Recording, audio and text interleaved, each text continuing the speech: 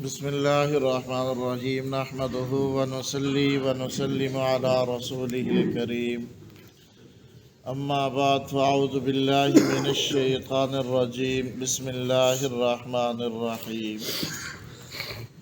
نبی پاک صلی اللہ علیہ وسلم کا سفر معراج، اس کے بارے میں بات ہو رہی ہے۔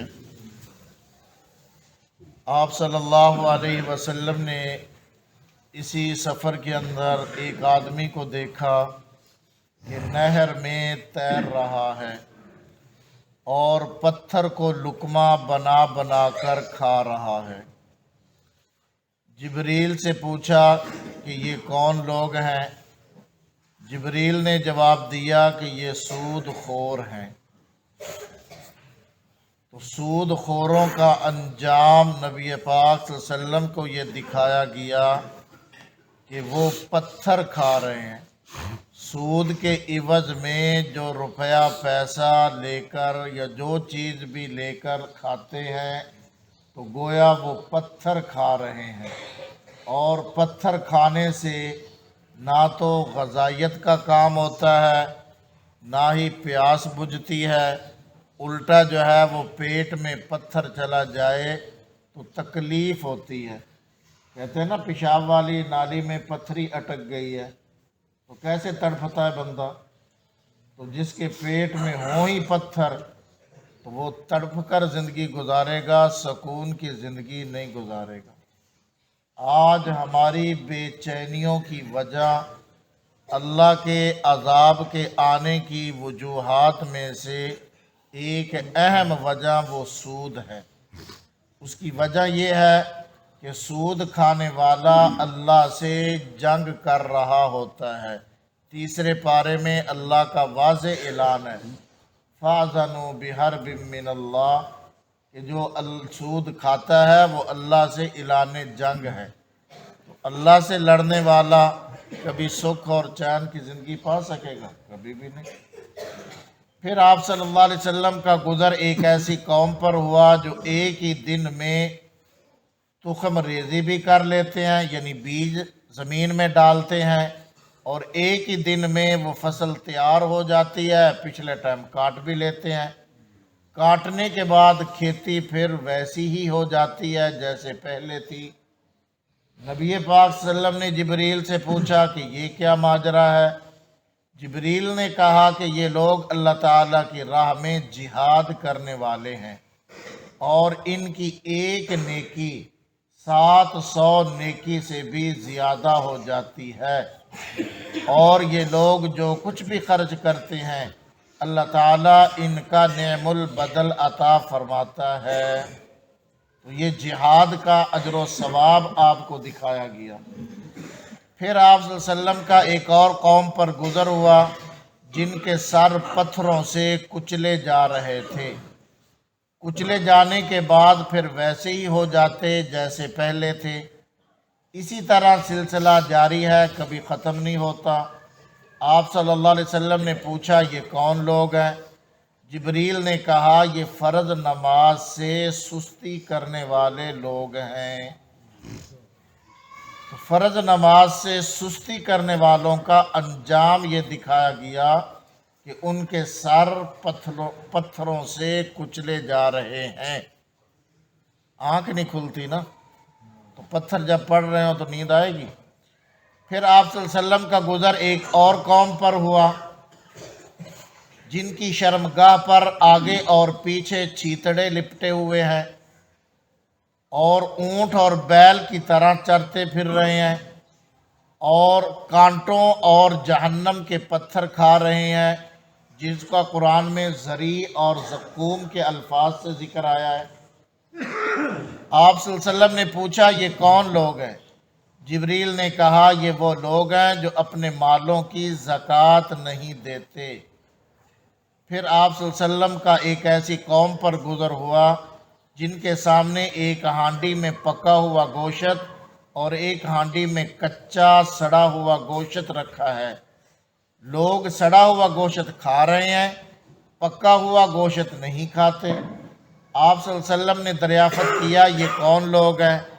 جبریل نے کہا کہ یہ آپ کی امت کا وہ آدمی ہے جس کے پاس حلال اور طیب پاکیزہ بیوی ہے مگر وہ ایک زانیہ اور فاجرہ کے ساتھ رات گزارتا ہے اور صبح تک اسی کے پاس رہتا ہے، یا آپ کی امت کی وہ عورت ہے جو کہ حلال اور پاکیزہ شوہر کو چھوڑ کر کسی زانی اور بدکار کے ساتھ رات گزارتی ہے، یہ ان لوگوں کا انجام ہے۔ آگے اسی واقعہ کے اندر آ رہا، جب آپ صلی اللہ علیہ وسلم جہنم کا مشاہدہ کر رہے تھے تو وہاں جہنم میں آپ نے ایک منظر دیکھا کہ ایک تندور ہے جس میں آگ جل رہی ہے اور کچھ ننگے مرد ننگی عورتیں ہیں۔ جب وہ آگ کا شعلہ اوپر آتا ہے تو یہ اوپر اٹھنے کی کوشش کرتے ہیں تاکہ اس تندور سے باہر نکلے، پھر جو ہے وہ آگ نیچے جاتی ہے تو یہ نیچے چلے جاتے ہیں۔ بتایا گیا کہ آپ کی امت کے یہ زنا کرنے والے مرد، زنا کرنے والی عورتیں ہیں۔ پھر آپ صلی اللہ علیہ وسلم نے وہاں آسمانوں پر ایک منظر یہ بھی دیکھا تھا کہ کچھ عورتوں کو پستانوں سے لٹکایا ہوا الٹا، پوچھنے پر بتایا گیا کہ یہ زناکار عورتیں ہیں جن کا یہ حشر ہو رہا ہے۔ تو بہرحال علامہ ابن جوزی رحمہ اللہ نے لکھا ہے کہ زنا کرنے والے مرد، زنا کرنے والی عورتیں، اللہ تعالیٰ ان پر پہلی سزا دنیا میں یہ مسلط کرتا ہے کہ ان کے چہرے کی نورانیت کو اللہ ختم کر دیتا ہے، ان کے چہرے پر پھٹکار اور لعنت برستی ہے، اللہ تعالیٰ ان کے چہرے سے نورانیت کو ختم کر دیتا ہے۔ دوسرا عذاب دنیا میں جو جلد آیا کرتا ہے وہ یہ ہے کہ دل کی نورانیت ختم ہو جاتی ہے، دل کے اندر اندھیرا اندھیرا سا چھایا رہتا ہے، اور بھی اس کے نقصان بیان کیے ہیں۔ پھر آپ صلی اللہ علیہ وسلم کا ایک ایسی لکڑی پر گزر ہوا جو کہ راستے کے کنارے پر واقع ہے، جو بھی اس کے پاس سے شے گزرتی ہے یا جو کپڑا اڑتا ہے وہ اس کو پھاڑ ڈالتی ہے۔ آپ نے جبریل سے پوچھا کہ یہ کیا ماجرا ہے؟